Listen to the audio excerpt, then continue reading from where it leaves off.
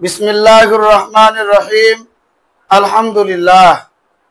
ইলমুস সরফের আজকের ক্লাসে আমরা ইসমে ফাইল এর অর্থ করার নিয়ম শিখব। আমরা জানি কর্তা প্রকাশক ইসমে মুশতাককে ইসমে ফাইল বলে। ইসমে ফাইল আমরা তিন ভাবে গঠন করেছি। সলাসি মুজাররদ থেকে দুইটি নিয়ম আর গায়রে সলাসি মুজাররদ থেকে একটি নিয়ম, মোট তিনটি নিয়মে আমরা ইসমে ফাইলের গঠন শিখেছি। এখন আমরা ইসমে ফাইলের অর্থ করার নিয়ম শিখব। মাসদারের মূল অর্থের পর পুরুষের জন্য কারি আর মহিলাদের জন্য কারিনী অথবা এমন শব্দ ব্যবহার করা যার দ্বারা কর্তা বা কর্তৃ বোঝায়। আমি এখানে চারটি মুজাক্কারের অহেদ এবং চারটি মুআন্নাসের অহেদ লিখেছি এবং তার অর্থটাও পাশে আমি লিখে নিয়েছি।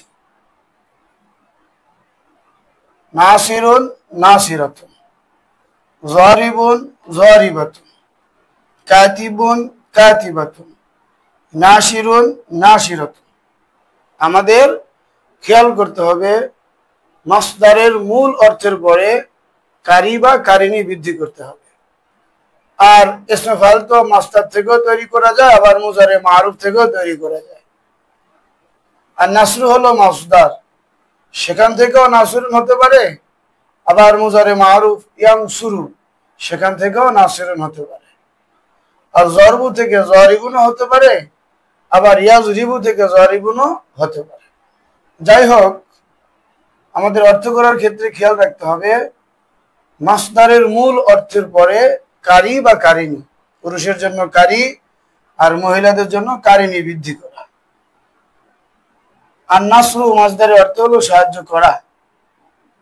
তাহলে সাহায্য আমরা ঠিক রাখলাম, করার জায়গায় কারি লিখে দিলাম। নাসিরুন অর্থ হলো একজন পুরুষ সাহায্যকারী, নাসিরাতুন অর্থ হলো একজন মহিলা সাহায্যকারী, যারিবুন অর্থ হলো একজন পুরুষ প্রহারকারী, যারিবাতুন অর্থ হলো একজন মহিলা প্রহারকারী। আমরা প্রথম দুইটা দেখতে পাচ্ছি কারি বা কারিনী দিয়ে অর্থ করা হয়েছে, কিন্তু 3 নাম্বার এবং 4 নাম্বার যেখানে কারি বা কারিনী ব্যবহার করা হয় নাই, যেমন কাতিবুন লেখক, কাতিবাতুন লেখিকা, এখানে কারি বা কারিনীর প্রয়োজন নেই। নাসিরুন প্রকাশক, নাসিরাতুন প্রকাশিকা, শেষের দুইটা কিন্তু কারি বা কারিনীর প্রয়োজন নেই। আল্লাহ তাআলা আমাদের জন্য সহজ করুন।